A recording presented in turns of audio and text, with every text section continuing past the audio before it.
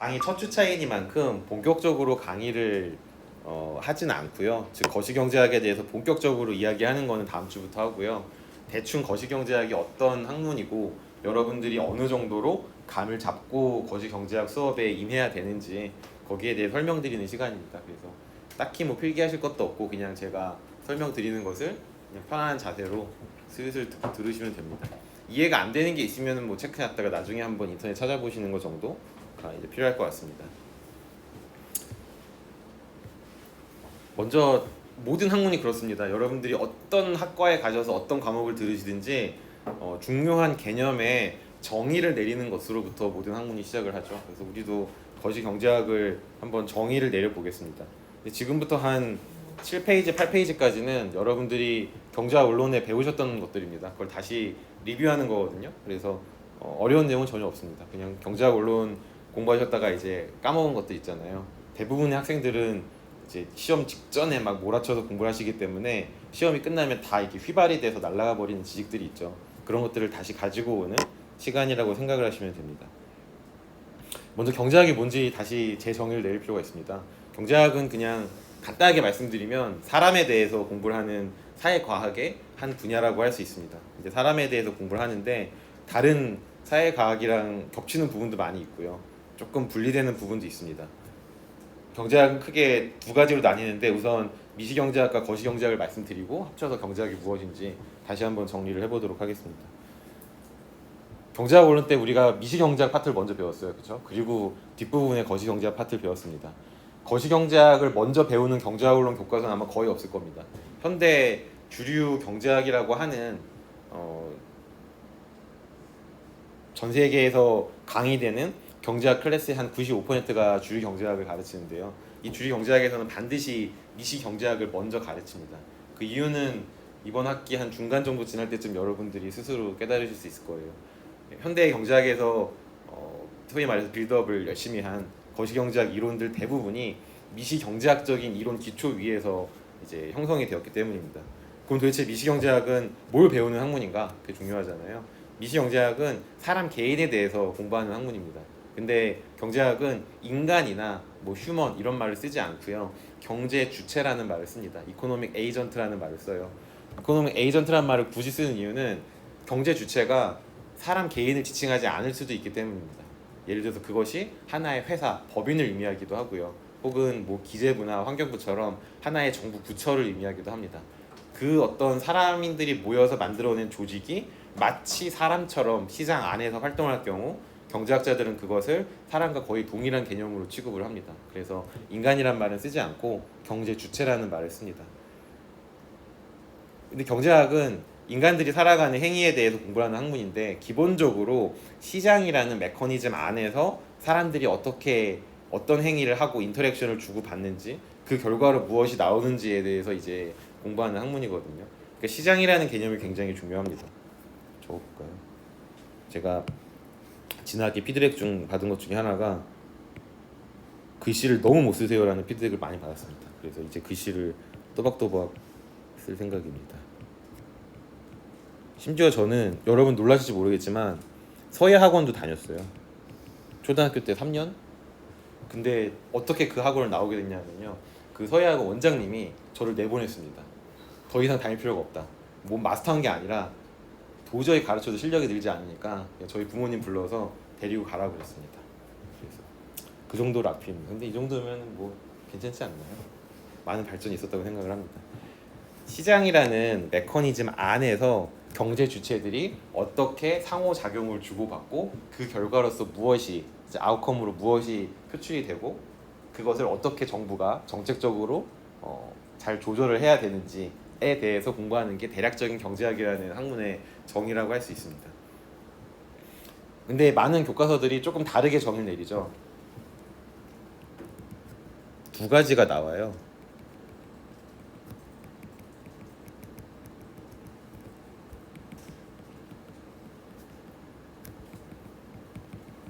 뭐 이런 단어들이 아마 많은 교과서들에서 보이셨을 겁니다. 기본적으로 우리의 욕망은 무한한데 자원이 희소하기 때문에 선택의 문제에 빠질 수밖에 없고 자원의 희소성을 가정한 상태에서 어떻게 우리가 가장 합리적으로 선택을 해야지만 우리의 행복도, 우리의 만족감을 극대화시킬 수 있을 것인가, 그거에 대해서 공부하는 게 경제학이다라고 이야기하는 책들도 많이 있습니다. 이게 다른 얘기가 아닙니다. 자원이 희소하기 때문에 특정 자원을 갖기 위해서는 경쟁이 붙을 수밖에 없어요. 어떤 자원도 요새는 공짜로 얻을 수는 없죠.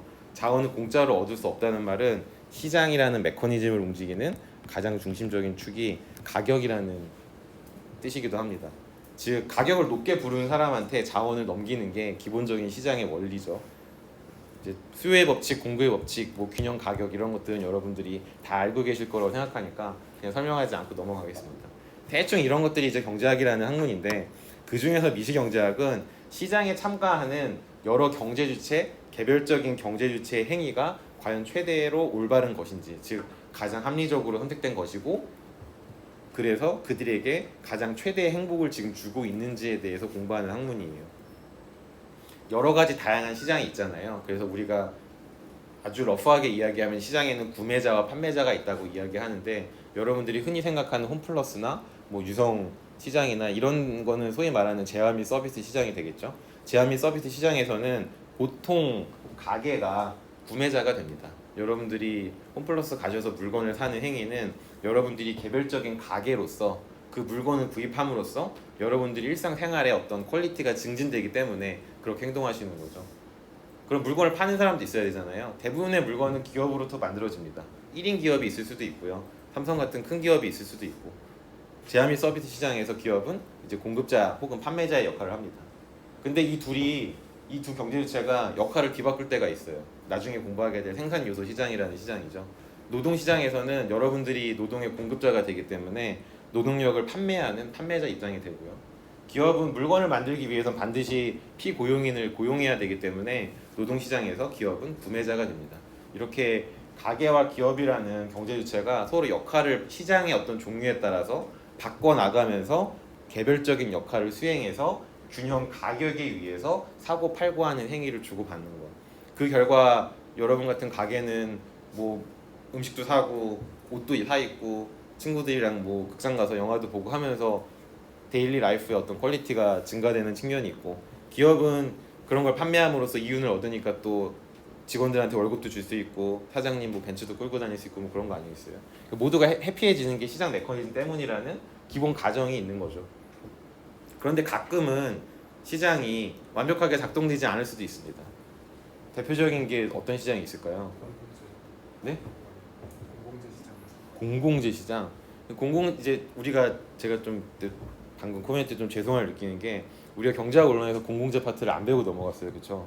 그래서 많이 죄송합니다. 그게 국제무역 이론에서 거의 필요가 없는 부분이어서 그냥 시간이 없어 뛰어넘었는데, 공공재 같은 경우에는 두 가지 종류의 공공재가 있습니다. 짧게 말씀드리면 시장에서 거래가 되는 공공재가 있고요, 시장에서 아예 거래가 되지 않는 공공재가 있어요. 공기 같은 거 거래가 안 되니까 거래가 안 되는 공공재 있어. 그런 것들은 시장 가치가 측정이 되지 않기 때문에 사고 파는 시장이 형성이 되지가 않고요. 근데 시장 가치가 형성이 되는 공공재가 있어요. 고속도로 같은 거, 고속도로 톨게이트 비용 내잖아요. 고속도로를 이용하는 사람과 이용하지 않는 사람을 차별을 할 수 있습니다. 그걸 이제 배타성이라고 표현하거든요. 배타성을 가진 공공재가 있을 수도 있겠죠. 그래서 그런 거에 따라서 이제 뭐 시장 실패 그런 걸 얘기할 수도 있지만, 조금 더 구체적으로 좀 우리 첫 시간이니까 좀 재밌는 거 뭐 얘기 하나 들어볼까요? 예를 들어서 뭐 마약 시장 같은 거, 저 마약 되게 좋아하는데 마약을 좋아한다고 한다는 얘기는 아닙니다. 근데 마약을 이렇게 강의 중에 예로 갖고 오는 걸 저 굉장히 좋아하는 편이거든요. 마약 시장 같은 거는 시장이 있죠, 분명히. 여러분들도 아마 본능적으로 알고 계실 겁니다. 마약 시장이 우리나라에 존재하고 사고 파는 사람이 있고 소비하는 사람도 있고 공급하는 사람도 있기 때문에 시장이 있어요. 근데 그 시장이 지금 정확하게 발견이 안 되고 있잖아요. 우리가 흔히 말하는 블랙마켓이라 그래갖고, 그 소위 말해서 플로폰 1g이 얼마인지 모릅니다, 아무도. 그걸 알면은 너무 좋겠죠. 왜냐하면 세금을 매길 수 있거든요. 그럼 세금 매겨서 국가 수익을 증가시킬 수 있을 텐데 지금 그게 안 되고 있어요. 왜냐하면 음성적으로 지금 거래가 이루어져 있고 국가에서 마약은 거래가 되면 안 된다라고 생각하고 있기 때문입니다. 즉 국가 입장에서는 마약 시장 자체가 존재하면 안 돼요. 근데 실제로 시장은 존재하고 있고 거기에 사람들은 돈을 쓰고 있습니다. 그러니까 굉장히 특이한 경우에 시장 실패 현상이라고 볼 수 있겠죠. 이럴 경우에 정부가 개입을 해야 됩니다. 정부가 개입해서 과연 마약 시장을 양성화해서 그것으로부터 세수를 창출할 것인가, 아니면 적극적으로 개입을 해서 마약 시장 자체가 존재하지 않게끔 만들 것인가. 정부가 정책적으로 개입할 수 있겠죠. 때문에 제3의 경제 주체인 정부가 반드시 존재할 수밖에 없습니다. 그 어떤 시장에도 완벽하게 효율적으로 오퍼레이션 되는 시장이 현 시에서 발견하는 게 굉장히 힘들기 때문에 어떠한 형태로든지 정부가 개입을 해서 뭐 세금을 징수한다든지, 아니면 뭐 판매량을 제한을 한다든지, 아니면 나가서 퀄리티 컨트롤 체크를 한다든지, 뭐 이런 어떤 정부의 개입이 필요해요. 그 정부가 제3의 경제 주체로 들어오고요. 우리나라처럼 북한은 좀 아니지만은 남한은 경제가 많이 개방이 되어 있는 편이잖아요. 뒷페이지에서 보겠지만 수출과 수입이 우리나라에서는 굉장히 중요하기 때문에 해외 파트도 한 경제 주체가 판단을 내림에 있어서 굉장히 중요한 역할을 합니다. 저만 해도 애플 노트북을 살지 아니면은 LG 노트북을 살지 매번 고민을 하거든요. 둘 사이에 분명히 겹치는 부분도 있고 좀 분리되는 부분이 있을 텐데 어떤 것을 살지 고민을 할 때 항상 해외 수입품이 항상 저의 주요 후보군 중에 하나로 들어오더라고요. 화장품 하나 고를 때도 마찬가지고요. 그래서 해외 부문도 하나의 독립된 경제 주체로서 시장에 포함이 돼서 함께 연구를 합니다. 이런 개별적인 경제 주체의 어떤 판단이 얼마큼 합리적인가, 합리적으로 판단 내렸을 경우 시장이 정말 효율적으로 운영이 되는가, 혹은 그 시장에 포함된 특정 산업이 어떤 식으로 구성이 되는가, 이런 것들에 대해서 공부하는 게 미시경제학의 영역입니다.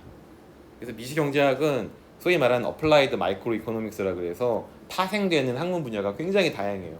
모든 산업에 대해서 각각 존재하는 미시경제학의 하위 분야가 존재하겠죠. 여기 적어놓은 산업조직론 같은 경우 경제학 관심 있는 분들은 관심을 기울일만 합니다. 요새 가장 잘 팔리는, 가장 소위 말해 트렌딩한 경제학의 한 분야예요. 어디서 쓰냐? 기업에서 씁니다. 메커니즘 디자인이라고 해갖고 소위 말해서 그 경영학부 가시면 운영관리라는 생산관리 파트가 있잖아요. 거기서 하는 게 뭐예요?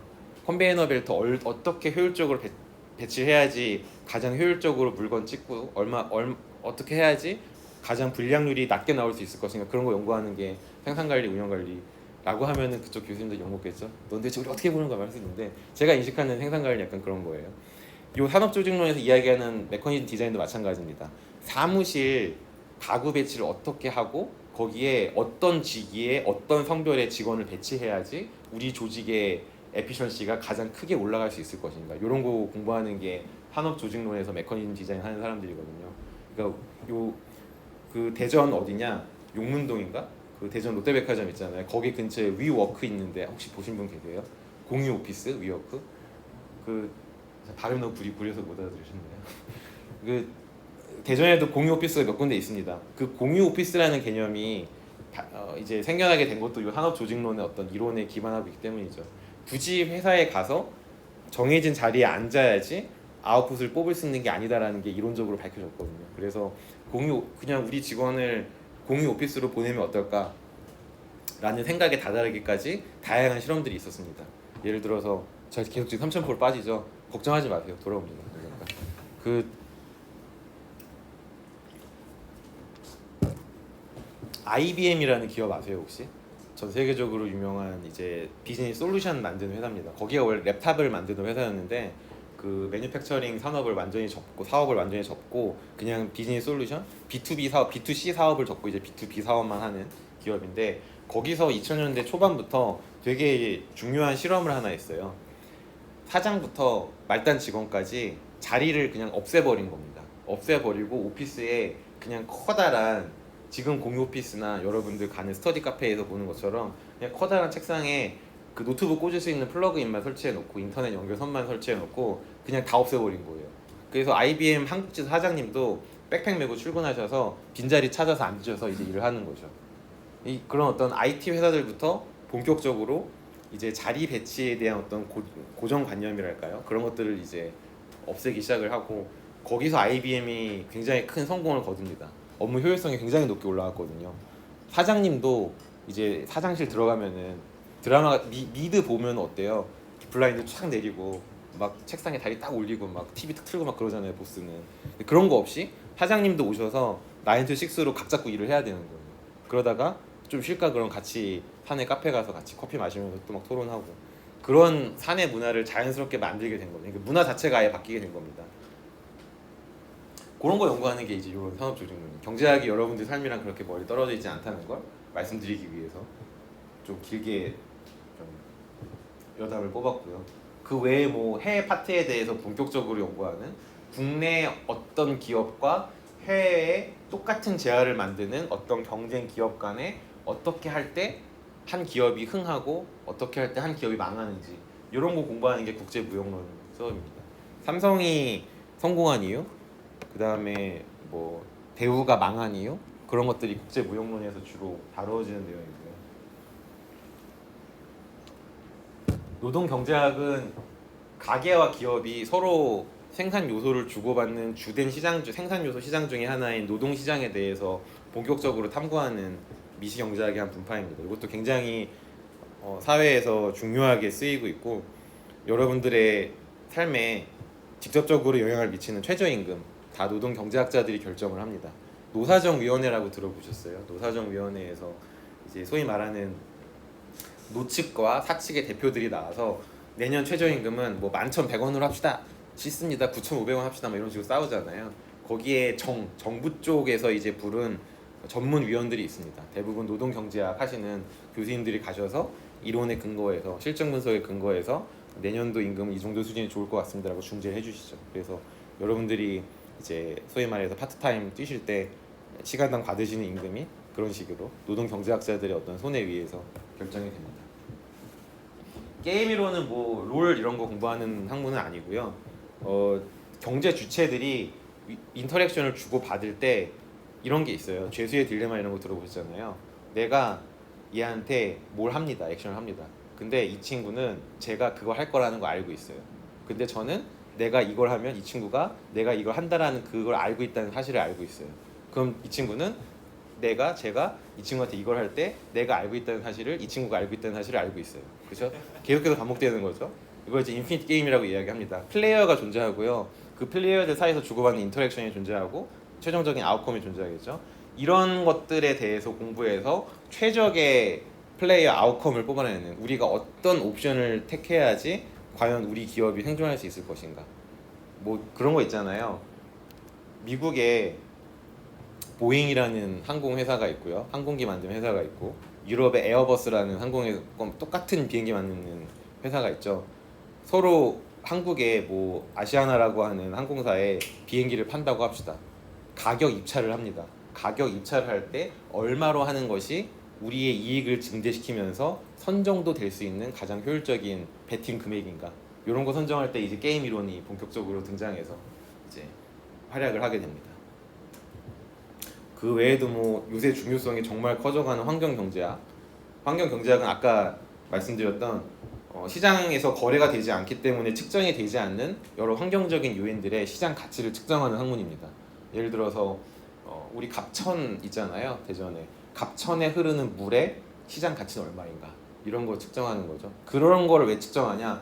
그걸 측정해야지 갑천을 보호하기 위한 정책 비용이 책정이 될 수 있습니다. 갑천을 보호했을 때 우리가 얻을 수 있는 시장 가치, 갑천을 보호하지 않았을 때 우리가 결국 비용을 지불해야 되는 크기가 얼마인지 그거 비교가 돼야지 갑천을 보호해야 되는지 안 하는지 디시전 메이킹이 이루어질 수 있겠죠. 그런 걸 하는 게 이제 환경 경제학자들이 하는 일이고요. 행동 경제학은 요새 또 중요성이 커지고 있습니다. 게임 이론이랑 좀 맞닿아 있는 건데요. 인간은 모두 보시면은 여기 제가 합리적인 판단을 한다라고 써드렸잖아요. 행동 경제학은 합리적인 판단을 하지 않을 수도 있다라고 생각을 합니다. 즉 경제학의 기본 가정이 모든 경제 주체는 합리적으로 판단한다인데 행동 경제학자들은 그렇지 않을 경우 우리 삶은 어떻게 진행이 될까에 대해서 공부하는 사람들입니다. 경제학 기본 가정이 깨지는 경우에 대해서 공부하는 사람들이기 때문에 상당히 다른 방향으로 연구 결과들이 많이 도출되기도 하고요. 그렇습니다. 거시경제학 공부하는데 너무 미시경제에 대해서 많이 말씀을 드렸는데 거시경제학과 미시경제학은 뗄래야 뗄 수 없는 두 경제학이 분파입니다. 그래서 미시경제학에 대해서도 잘 알고 계시는 게 거시경제학 공부하는 데에도 많은 도움이 될 겁니다. 그러면 거시경제학은 뭐냐? 여집합의 개념으로 미시경제학이 아닌 모든 경제학은 거시경제학이냐? 그렇지는 않습니다. 거시경제학도 별도로 독립적으로 정의가 됩니다. 뭐 교과서마다 정의 내용이 다르겠죠. 근데 저는 어떻게 정의 내리냐 그러면은 미시경제학의 영역에서 분석되거나 판단될 수 없는 여러 가지 경제 현상이나 경제 변수들이 있습니다. 다른 말로 이야기하면 개별 경제 주체가 판단을 달리함으로써 영향을 미칠 수 있는 변수들이 있고요. 영향을 미치지 못할 정도로 거대한 변수들이 있습니다. 예를 들어서 뭐가 있을까요? 반도체 시장? 반도체 시장에서 삼성이라는 메인 플레이어가 어떻게 행동하는지에 따라서 디램 가격이 변동할 수 있잖아요. 그렇죠? 시장에 영향을 미칠 수 있어요. 삼성이라는 개별 경제 주체가 어떤 판단을 하는지에 따라서 반도체 시장은 많이 달라질 수 있습니다. 반도체 시장에 대해서 연구하는 건 거시경제학의 영역이 아닌 거예요. 그러면 대미 달러 원화 환율은 어떻게 될까요? 여러분들이 은행에 가셔서 환전을 달러로, 원화를 달러로 환전하시는데 우리나라 환율이 변동할까요? 여러분들이 뭐 1조 원을 환전한다고 합시다. 그럼 변화할까요? 변하지 않습니다. 외환시장은 굉장히 큰 시장이기 때문에 개별 경제 주체가 특정 외환시장에 개입해서 움직인다고 할 때 변동할 가능성은 거의 없습니다. 한국은행 정도가 외환시장에 개입하면 모르겠어요. 그럼 달라지겠죠. 근데 한국은행은 일종의 정책 기구이고 한국은행은 이제 통화정책을 운영하는 기구이기 때문에 나중에 거시경제 정책 얘기할 때 다시 말씀드리겠습니다. 그 정도로 큰 덩치, 뭐 조지 소로스라든지 뭐 아니면은 빌 게이츠라든지 한국은행이라든지 이 정도의 아주 극소수의 미시경제학에서 이야기하는 경제 주체의 영역을 넘어선 초인적인 어떤 기구나 기관이 움직이지 않는 한 환율이라는 경제 변수는 움직이지 않습니다. 즉 개별 경제 주체가 영향을 미치지 못하는 경제 현상이 존재하는 거죠. 근데 이렇게 덩치가 큰 경제 현상이 우리의 데일리 라이프에 영향을 미칩니다. 그렇죠? 여러분들이 당장 이번 달에 베트남으로 여행을 갈지 터키로 여행을 갈지 결정하심에 있어서 굉장히 중요한 요인이 뭐예요? 여러분들의 성향, 취향도 중요하겠지만 환율이 얼마냐 이거 굉장히 중요하잖아요. 일본 엔화가 지금 가치가 낮다. 그러면 홍콩 가려던 거 조금 방향 틀어서 일본 가실 수 있잖아요. 혹은 지금 터키가 나라가 망해가고 있으니 지금 리라화로 바꿔서 터키에 있는 특급 호텔에 가서 매일 귀족처럼 떵떵거리며 살고 싶다. 가능하거든요. 지금 여러분들 수입만으로. 그럼 터키 가는 겁니다. 이렇게 환율이라는 변수가 우리의 개별적인 삶에 영향을 미쳐요. 이거 공부를 해야겠어요? 안 해야겠어요? 공부할 필요가 있는 거죠. 이걸 모르면은 우리 삶이 조금 힘들어질 수 있습니다. 그렇다고 우리가 영향을 미칠 수 있는 변수도 아니에요. 우리가 직접적으로 영향을 미치지 못하지만 우리 삶에 영향을 줍니다. 근데 환율이 어떻게 구성이 돼요? 외환시장에서 달러화와 원화를 사고 파는 그 행위들이 모이고 모여서 수만 명이 하루에도 수만 명, 수십만 명이 원화와 달러를 교환할 텐데 그때 교환되는 교환 비율이 이제 환율이잖아요. 한마디로 개별 경제 주체가 모이고 모여서 무수히 많아졌을 때 그때 결정되는 특정 가격이라든지 경제 현상 같은 게 있습니다. 그런 게 이제 우리가 이야기하는 거시경제 변수가 되겠죠. 다른 말로 하면 거시경제라고 하는 현상은 미시경제학에서 이야기하는 경제 주체가 존재하지 않으면 아예 존재할 수가 없습니다. 거시경제도 미시경제 기반 위에서 존재하는 어떤 개념인데 그렇다고 미시경제에 존재하는 미시경제학에서 이야기하는 경제 주체들이 거시경제 변수에 영향을 미칠 수도 없어요. 굉장히 묘한 역학관계가 있는 겁니다. 때문에 거시경제를 공부함에 있어서 개별 경제 주체가 어떻게 행동을 하는지는 필수적으로 알아야 되는 일종의 선행 학습 결과 같은 역할을 하는 거죠. 그 지식 위에 그렇다면 미시경제학에서 이야기하는 수많은 시장들이 모이고 모여서 수많은 산업들이 모이고 모여서 한 나라 혹은 그것보다 상위에 있는 어떤 거대한 어떤 하나의 군집을 이루었을 때 그때 우리가 발견할 수 있는 여러 가지 경제 현상들 예를 들어서 뭐 GDP라든지 우리나라의 물가라든지 아니면 우리나라 전체가 해외 전체와 사고 팔 때 우리나라가 거두어들이는 마진인 경상수지라든지 이런 거대한 것들에 대해서 이제 본격적으로 이야기를 할 수가 있겠죠.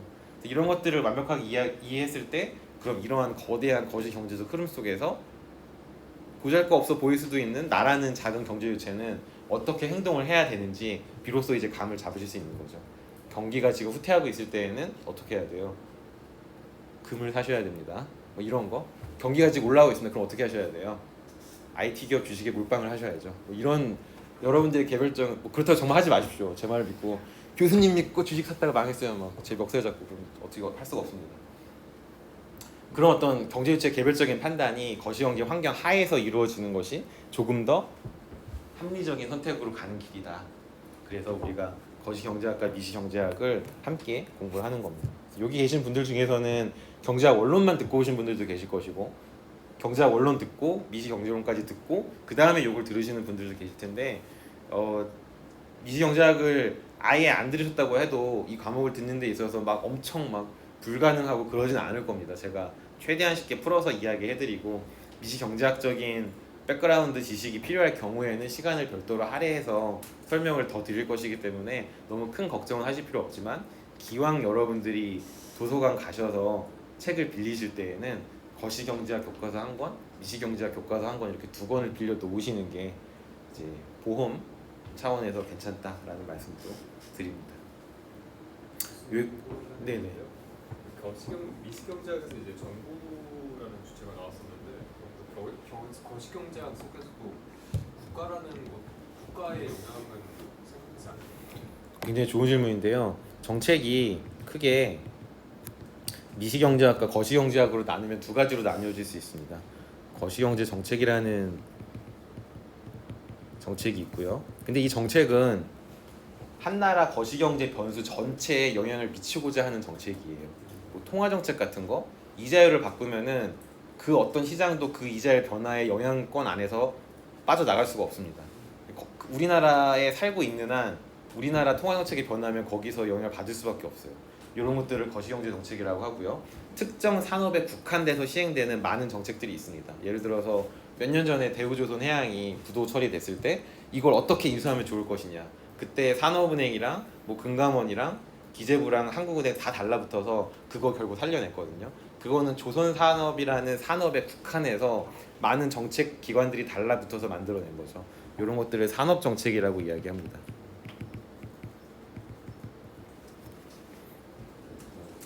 근데 이 두 개가 완전히 분리되어 있는 것은 아니고요. 좀 서로 상호작용을 주고받을 수도 있어요. 예를 들어서 금융정책 같은 경우 개별 금융기관들에게 부과하는 몇 가지 제약 요인들이 있어요. 그런 것들을 결정하는 게 보통 금융위원회라는 정부 부처에서 결정을 합니다. 예를 들어서 코로나 바이러스 팬데믹 기간 동안에 많이 힘드셨잖아요, 다들. 그 중에서 가장 힘드셨던 분들이 소상공인 분들이셨거든요. 일단 밖으로 나와서 물건을 사 먹질 않으니까 소상공인 하시는 분들이 많이 힘들었단 말이에요. 이들한테 이제 정책 금융이라는 게 제공이 됐습니다. 무이자로 돈을 빌려주는 거예요. 혹은 이들이 이미 사업을 처음 시작하실 때 은행으로부터 돈을 빌렸잖아요. 원리금을 갚아 나가는데 그걸 조금 저리로 다시 갈아탈 수 있는 정부 금융을 만들어서 그쪽으로 갈아타게 해서 이자 부담을 경감시켜 준다든지 아니면은 정부가 대신 보증서 주는 거예요. 기업 그 돈을 빌려준 은행한테 국민은행 지금 요 A 가게한테 돈을 빌려줬지 이거 우리가 망하면 정부가 대신 갚아줄게. 그러니까 계속해서 돈 빌려줘. 중간에 뺏어가지 말고 뭐 이런 얘기를 해준다든지 그런 거 해주는 게 이제 소위 말하는 금융 정책 중에 하나인데 이거는 개별 경제 주체, 개별 기업에게 지원을 해주는 산업 정책이거나 아니면 금융이라는 특정 산업에 국한돼서 행해진 정책이기 때문에 산업 정책의 일환으로 볼 수도 있지만 이렇게 볼 수도 있어요. 정부가 그런 정책을 실시하지 않아서 굉장히 많은 소상공인들이 팬데믹 기간 동안에 부도가 났습니다. 그러면 어떻게 될까요? 거기서 끝날까요? 그들에게 돈을 빌려준 은행들이 돈을 회수를 못 받아요. 은행들이 부실해지겠죠. 은행들이 부실해지면은 그 은행에 돈을 예금한 사람들은 어떻게 되냐? 소위 말해서 뱅크런이라는 행동을 하게 됩니다. 내가 예금을 하는 은행이 부실해졌어요. 망할지도 몰라요. 그럼 내가 예금한 돈이 날아갈 수도 있어요.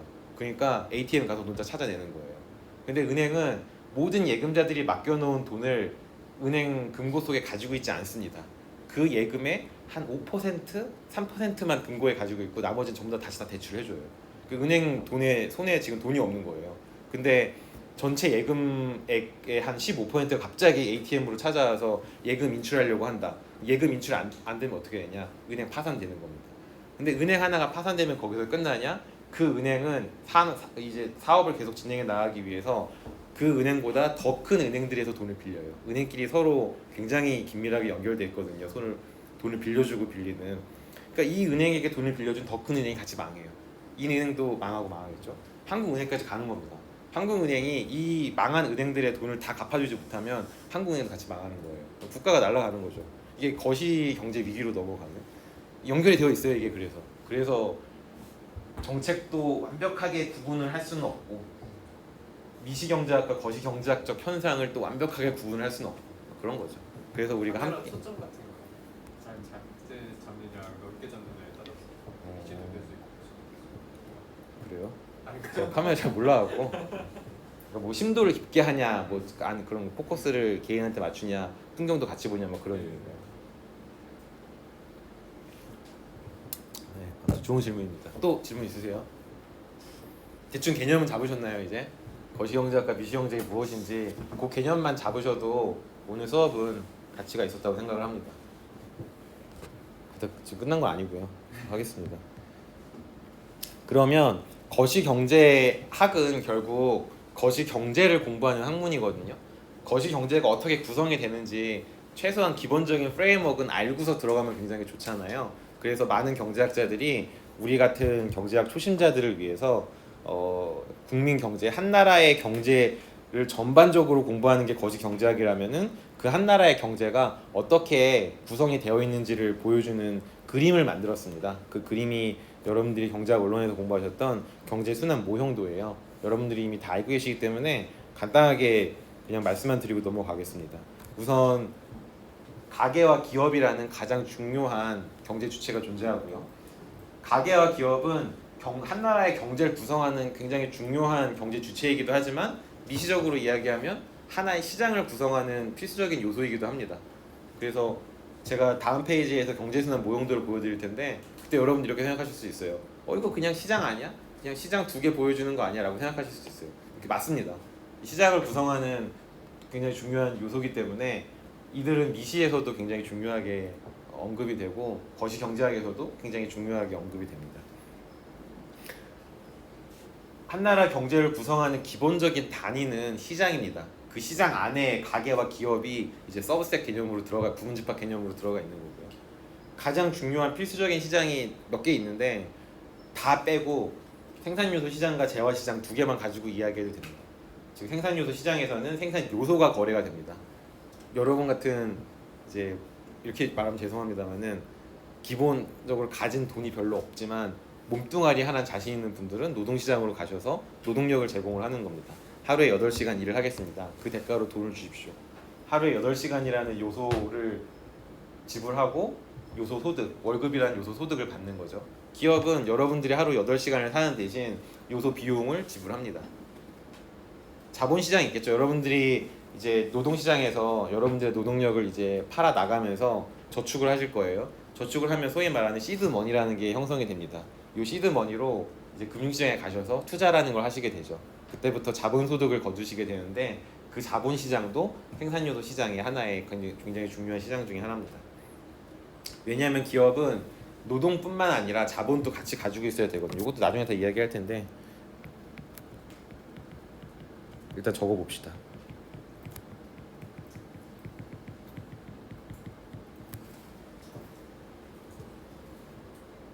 왜냐하면 기업은 노동이라는 생산 요소와 자본이라는 생산 요소를 이용해서 재화나 서비스를 만들어내거든요. 혹은 다른 시장에서 팔릴 수 있는 여러 가지 상품들을 만들어냅니다. 파트타임 해보신 분들은 아시잖아요. 고깃집에서 일하신 분들은 완성된 고기 요리를 만들기 위해서 여러분 같은 종업원도 필요하지만 이제 빨간 고기 혹은 다양한 재료들도 필요하잖아요. 그리고 가게 공간도 필요하고 손님들이 와서 먹을 수 있는 식탁이랑 의자도 필요하고 이런 것들이 자본에 들어가는 거죠. 이제 재화시장은 생산요소 시장으로부터 생산요소를 공급받은 기업이 만들어낸 재화나 서비스가 팔리는 시장입니다. 그래서 여기와 이 시장과 이 시장은 이제 판매자, 구매자의 역할이 뒤바뀌는 거죠. 여기서는 노동자 혹은 가게가 생산 요소의 공급자가 됐다면 여기서는 구매자가 됩니다. 그래서 가게는 보통 소비를 하고요. 기업은 생산과 판매를 담당합니다. 우리는 이제부터 거시경제학을 공부할 거기 때문에 거시경제에서 이야기하는 중요한 시장도 같이 공부하는 것이 좋을 것 같습니다. 금융시장이라는 시장인데요. 우리나라는 금융시장이 많이 발달되어 있진 않아요. 전체 GDP에서 차지하는 비중이 한 8에서 10% 정도 됩니다. 그러니까 우리나라에서 매출을 올리는 모든 기업들의 매출을 다 더하면은 그 기업 매출 중에서 한 8% 정도가 금융권에 속하는 기업들이 올린 매출이라고 보시면 됩니다. 크진 않지만 싱가포르나 홍콩 혹은 뭐 스위스 이런 금융 중심 국가들은 그 나라에서 발생하는 국민 소득의 거의 대부분이 금융권에서 발생하고 있기 때문에 결코 무시할 만한 시장은 아닌 거죠. 요 금융시장에는 금융중개기관이라고 하는 여러분들이 경제학 언론에서 아마 한 번도 못 들어보셨을 또 다른 경제 주체가 존재합니다. 흔히 이야기하는 은행입니다. 은행, 보험, 증권사 이런 것들, 펀드 매니저 이런 사람들이 금융중개기관이 됩니다. 금융중개기관이 하는 일은 중개를 하는 일이에요. 돈을 중개하는 일입니다. 돈을 필요로 하는 사람이 있고 돈이 너무 많아서 이 돈으로 뭔가 새로운 수익을 창출해내고 싶은 돈을 공급하려는 사람이 있잖아요. 근데 금융이라는 어떤 특정 산업의 중요한 특징 중에 하나가 나중에 이제 이야기하게 될 정보의 비대칭성이라는 개념이 있습니다. 지금 모르셔도 되는 이야기 드립니다.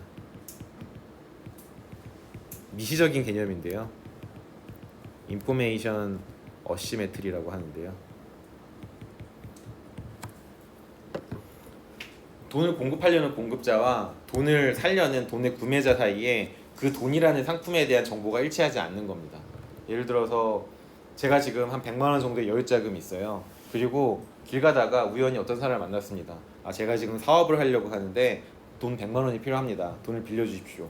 그 대가로 이자로 월 5% 드리겠습니다. 그럼 그 이자라는 게 소위 말하는 나와 그 사람 사이의 균형 가격이 되는 거거든요. 제가 돈을 빌려준 거 5% 이자를 받는다는 계약서를 체결하면은 시장 하나가 이제 완성이 됩니다. 그런데 저는 저한테서 이 돈을 빌려서 빌려간 이 사람이 어떤 사업을 하려는지 전혀 몰라요.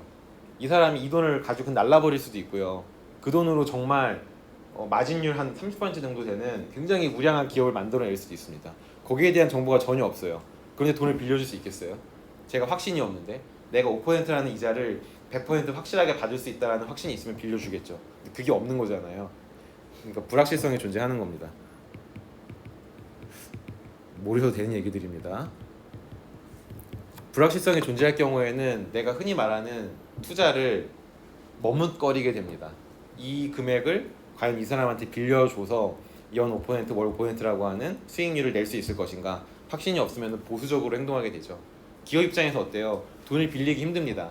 근데 국가 경제 전체적인 입장에서 봤을 때는 기업들이 투자도 많이 하고 많이 망해도 돼요. 많이 망하고 그 중에서 삼성이나 뭐 NC 같은 우량한 기업들이 탄생해서 많은 사람들을 매겨 살리고 그래야지 국가 경제가 돌아가잖아요. 한마디로 국가 전체적인 입장에서는 기업들이 투자를 원활히 받는 게 좋은데 이 정보의 비대칭성으로 인해서 잘 모르는 소위 말하는 이제 엔젤 기업들 혹은 이제 막 스타트업 기업들 이런 기업들은 돈을 구하는 게 힘들어지는 거예요.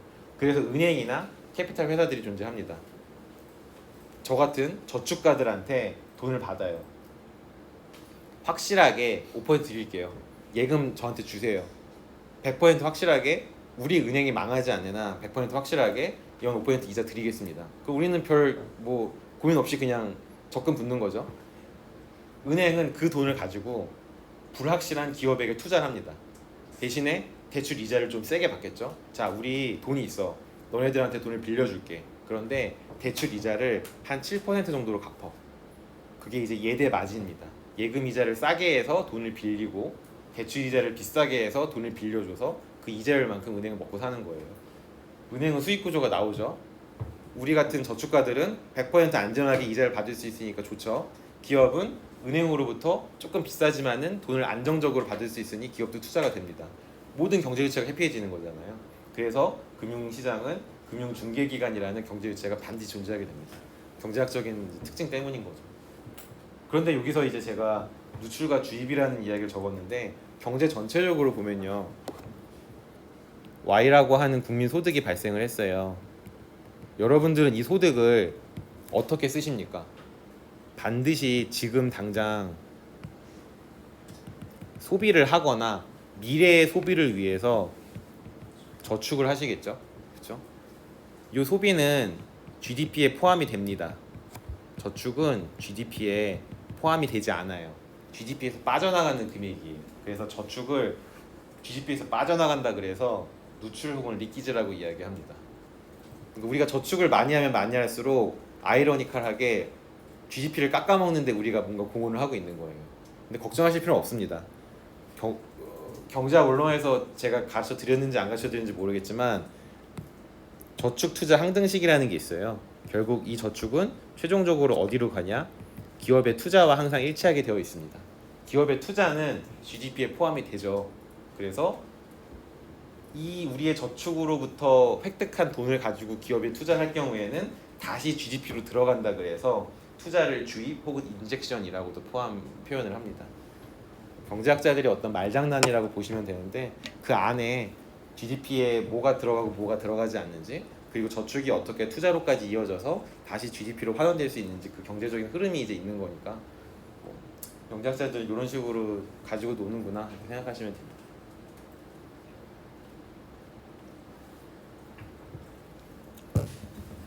여기까지 궁금하신 거 있으세요? 첫 주차부터 너무 많은 이야기를 하고 있는 것 같습니다. 벌써 우리가 2페이지를 끝내려고 하고 있습니다. 믿기지 않는 일이죠. 조금만 더 말씀드리고 수업을 좀 마무리 지어 보겠습니다. 마지막으로 말씀드릴 거는 우리가 지금 다음 페이지에서 보려고 하는 경제순환 모용도는 부분 균형이 아니라 일반 균형이라는 겁니다. 이 부분 균형과 일반 균형을 지금 아실 필요는 전혀 없습니다.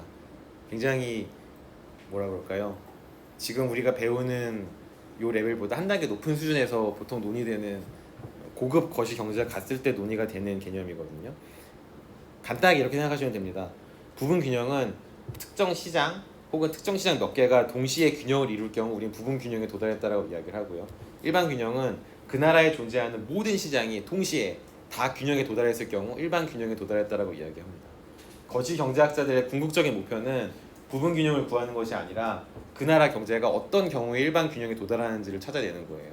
노동시장도 균형에 도달하고 제한 및 서비스 시장도 균형에 도달하고 금융시장도 균형 가격을 찾고 외환시장도 균형 외환 환율이 존재하고 막 그런 식으로 모든 종류의 시장들이 균형 거래량과 균형 가격을 동시에 같은 시점에서 갖게 되는 굉장히 이상적이고도 이례적인 경우가 있는데 그것을 일반 균형이라고 이야기합니다. 우리는 이제 학생이기 때문에 예외적인 걸 먼저 공부하기보다는 항상 이상향을 놓고 목표를 두고 가장 교과서적이고 모범적인 걸 먼저 공부하잖아요. 그 다음에 이제 거기서부터 여러 가지 가정들을 하나씩 완화해 나가면서 조금 더 이상한 것들에 대해서 공부하는 게 일반적인 학문의 어떤 배움의 어떤 길이죠. 그래서 일반 균형에 대해서 우리는 주로 공부할 겁니다. 앞으로. 부분 균형은 뒤를 위해서 조금 남겨두도록 하겠습니다. 일반 균형을 도출하는 몇 가지 방법에 대해서 뒤에 말씀드릴 텐데 우리가 보통 국민소득 회계의 기본 항등식이라고 하는 굉장히 어려운 용어를 쓰지만은 별거 아닙니다. GDP 한 나라의 경제 GDP를 측정함에 있어서 생산 측면에서 이제 측정을 하든 소득 측면에서 측정을 하든 지출 측면에서 측정을 하든 모두 동일한 값이 나온다는 겁니다. 지난해 우리나라의 명목 GDP가 대충 한 2,000조 원 정도 됐거든요. 그거를 생산 측면에서 측정을 하든 국민 소득 측면에서 측정을 하든 아니면 우리가 지출한 모든 금액을 다 더하는 지출 측면에서 측정을 하든 무조건 2,000조가 나오게 된다는 겁니다. 그것을 이제 국민소득 회계 기본 항등식이라고 이야기하고 이 항등식이 성립하기 위한 기본 가정이 이걸 측정할 당시 우리나라는 일반 균형에 도달해 있는 상태였다라는 경제학적인 가정이 더해집니다. 몰라도 되는 이야기. 그냥 그래 그런 게 있어 하고 넘어가시면 됩니다. 한번 볼까요? 이렇게 되게 거창하게 말씀드렸지만은 되게 단순한 그림이에요. 그래서 실망하셨을 수도 있는데 경제순환 모형도는 대충 이렇게 생겼습니다. 금융시장은 지금 없고요. 제한 및 서비스 시장이랑 생산 요소 시장이랑 두 개만 존재합니다. 가게와 기업이 서로 상호작용을 주고받는데 직접 뭔가 다이다이 뜨는 건 아니고요. 시장을 통해서 어떤 특정 경제 행위를 통해서 서로 상호작용을 주고받습니다. 생산물 시장에서는 가게가 물건을 구입을 하죠. 구입을 할 때 공짜로 구입하는 것은 아니고 정해진 균형 가격에 의해서 수요의 법칙과 공급의 법칙에 의해서 결정되는 각 시장마다의 균형 가격에 의해서 정확하게 그 가격만큼을 지불을 합니다. 이 지불은 기업에게 있어서 일종의 매출로 잡히고요. 매출에서 이제 생산 비용을 제외한 이윤이 기업이 가지고 가는 최종적인 금액이 되겠죠. 판매 수입이 발생을 합니다. 판매 수입 발생시키기 위해서는 반드시 최종적인 제안과 서비스가 이 시장에 공급이 되어야 돼요. 그런데 기업이 생산물 시장에 최종적인 제안과 서비스를 공급하기 위해서는 반드시 생산 요소가 필요합니다. 그래서 생산 요소 시장에서 생산 요소를 구입을 하고요. 가게는 노동이나 자본, 토지, 건물 이런 것들을 기업에게 생산 요소 시장을 통해서 공급을 합니다. 여기서도 각각 개별적인 생산 요소에 대해서 균형 가격이 결정이 되겠죠. 노동 시장의 균형 가격은 균형 임금이 될 거고요. 자본 시장의 균형 가격은 뭐 이자율 같은 개념이 될 겁니다. 그런 것들을 기업은 지출을 하고요. 이거를 이제 생산 비용이라고 이야기합니다. 수입에서 생산 비용을 뺀 것이 기업이 잡히는 이제 소위 말하는 영업 이익이 되겠죠. 회계상 영업 이익, 뭐 경제학자들은 그냥 이윤 이렇게 이야기를 하고요. 가게는 노동력을 공급하거나 아니면 자본을 공급하거나 아니면 뭐 공간 이런 것들을 대여를 해줌으로써 요소 소득을 얻습니다. 이 요소 소득을 바탕으로 다시 제한 및 서비스 시장으로 돌아가서 물건을 사는 거예요. 혹은 서비스를 구입을 하는 거예요. 계속 이 바깥 화살표는 이쪽 방향으로 계속 돌고요. 안쪽 화살표는 이쪽으로 계속 돌죠. 바깥 화살표는 돈의 흐름을 나타내고요. 안쪽 화살표는 실물 재화나 실질적인 어떤 생산 요소의 이동을 나타냅니다. 계속 순환한다 그래서 경제순환 모형도라고 우리가 이야기를 하는 거고요. 경제학 원론 시간에 공부를 하셨기 때문에 그렇게 어려운 내용은 아닐 겁니다. 그러면 경제학 원론의 거의 첫 부분에서 우리가 이것을 배웠을 텐데 이것을 거시경제학의 첫 부분에서 다시 배우는 이유는 이 테두리 안에 들어가 있는 요 그림에 있는 요 것들이 한 나라의 경제를 가장 단순하게 표현한 것이기 때문입니다. 물론 생산물 시장이나 요소 시장 외에도 다른 시장들이 많이 있겠죠. 근데 그런 시장들을 다 일단 논의를 위해서 없다고 가정을 한다면, 그리고 정부도 없는 무정부 상태예요 여기는. 그 다음에 완전히 폐쇄되어 있습니다. 해외 부분도 없고요. 금융시장도 존재하지 않아요.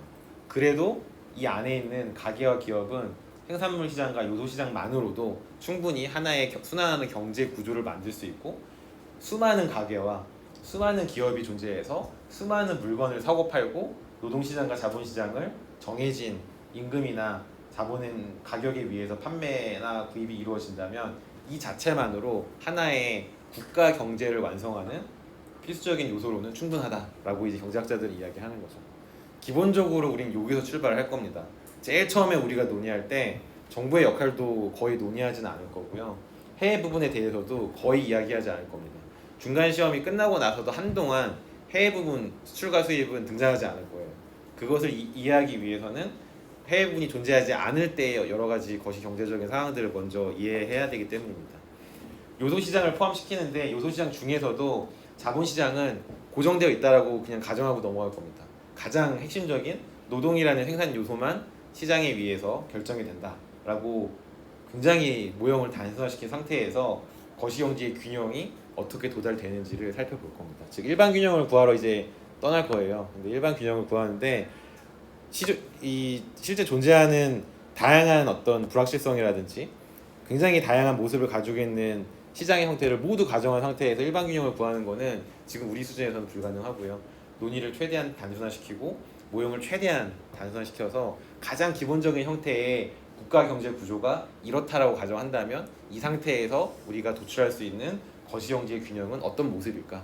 근데 그거를 찾아낸다고 해서 비현실적이니까 쓸모가 없어라고 이야기할 수는 없는 게, 그 단순한 모형에서 도출된 거시경제 균형을 해석하는 것만으로 굉장히 많은 것들을 배울 수 있기 때문입니다.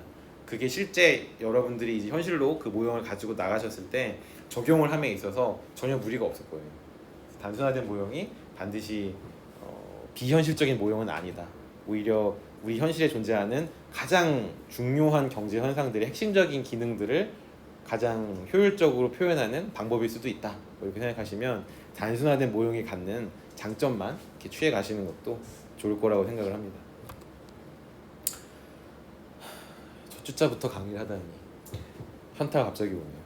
경제순환 모형도 혹시 추가적으로 더 설명을 듣고 싶으시거나 궁금하신 사항 있으세요?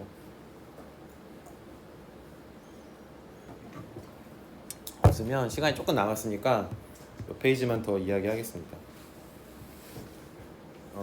이 GDP에 대해서 이야기하려면 백그라운드 좀 이야기가 필요한데요. 썰이 좀 필요한데요. 그거에 대해서 말씀드리겠습니다. 갑자기 뜬금없이 GDP를 왜 가지고 나오냐 하면요. 여러 가지 거시경제 변수 중에서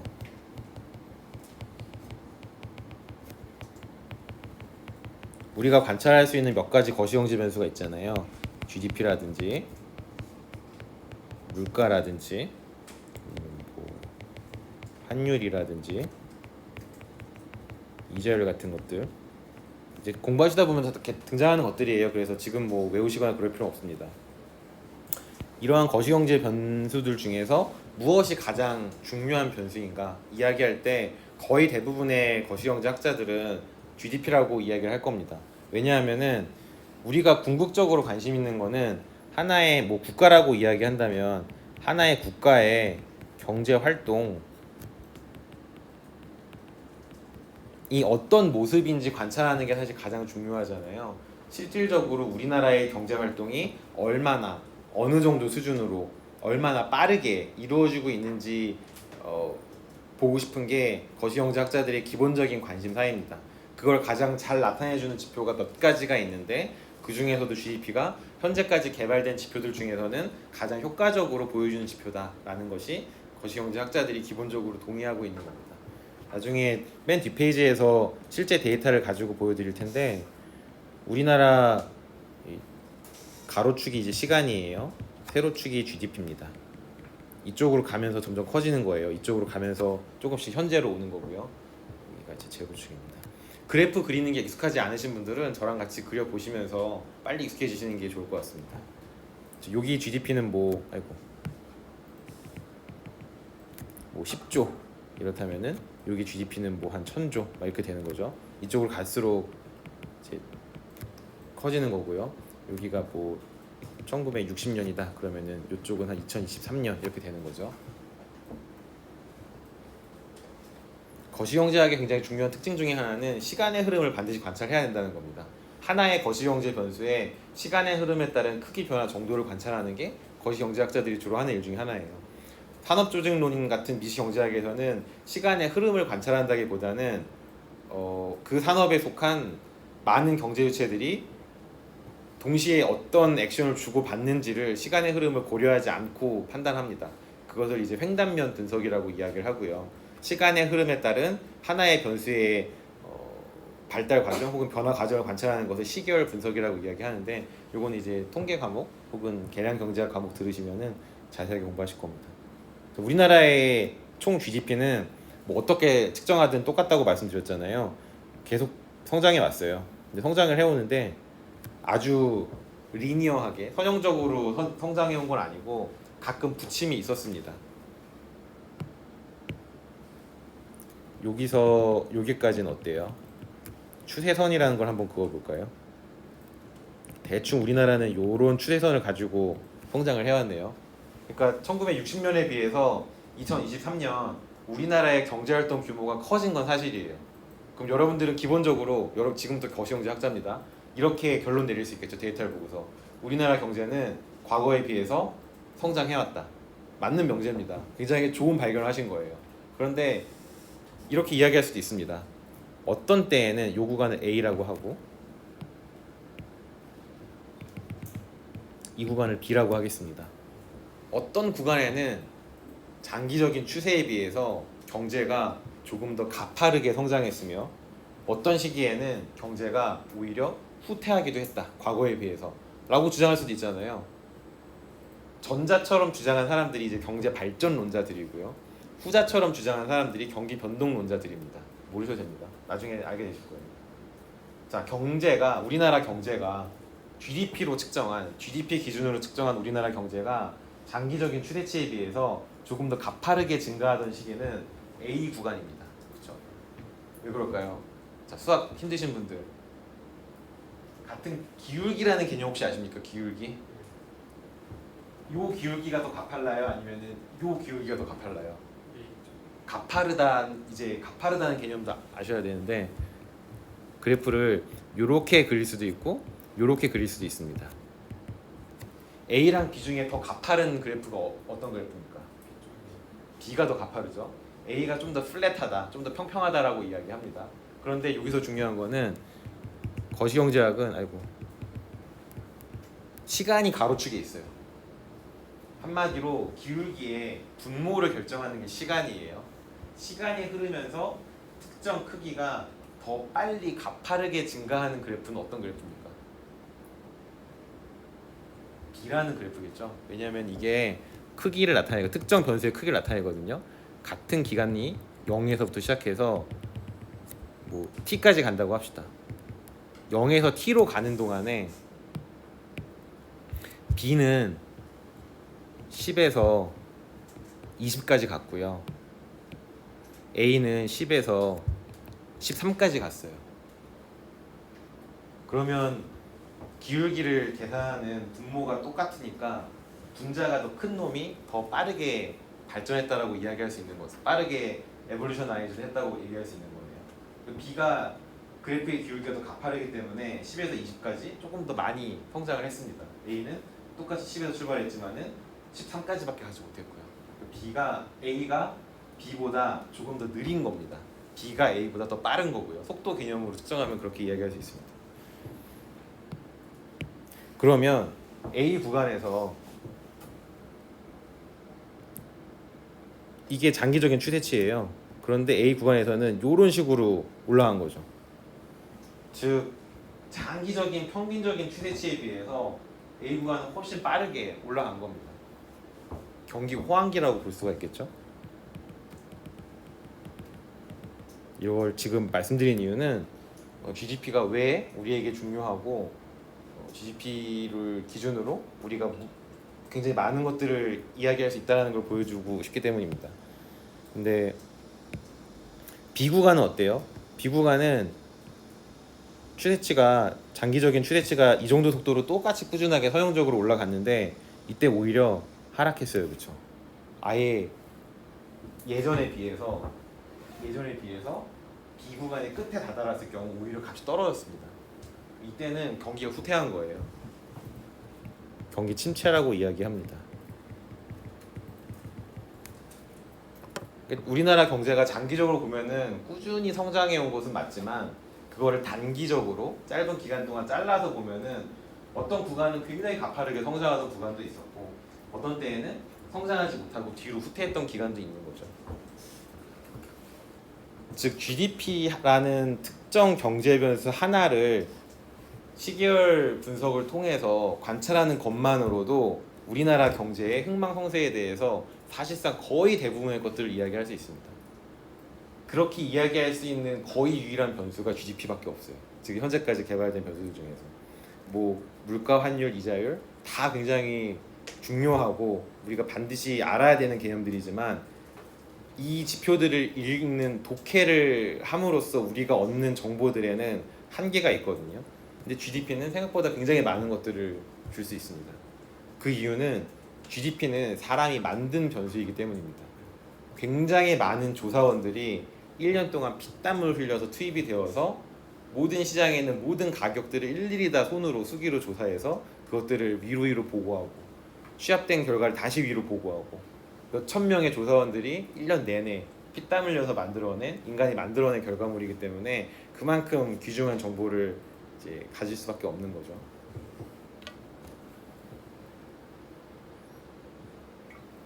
근데 참 신기한 건 앞서 말씀드린 요 국민소득회계 기본 상등식에 따르면 이렇게 GDP를 조사원들이 생산 측면에서 이게 측정을 하든 소득 측면에서 측정을 하든 지출 측면에서 측정을 하든 항상 똑같은 값이 나온다는 거예요. 물론 완벽하게 똑같진 않습니다. 뭐 조사하는 기간이 다를 수도 있고 조사할 때 기준 가격이 다를 수도 있기 때문에 약간의 통계적인 오차는 있을 수 있지만 기본적으로 굉장히 유사한 값을 도출한다. 그렇다면 GDP를 도대체 어떻게 측정하고 측정하는 방법에 따라서 담고 있는 경제학적인 의미는 어떻게 다른가? 여기에 대해서는 다음 시간에 계속해서 살펴보도록 하겠습니다. 질문 있으세요 혹시 여기까지? 없으시면은 다음 주에 뵙고 오늘 이 수업을 들으면서 난 도저히 아닌 것 같다 싶으면 빨리 세이 굿바이를 해주시기 바랍니다.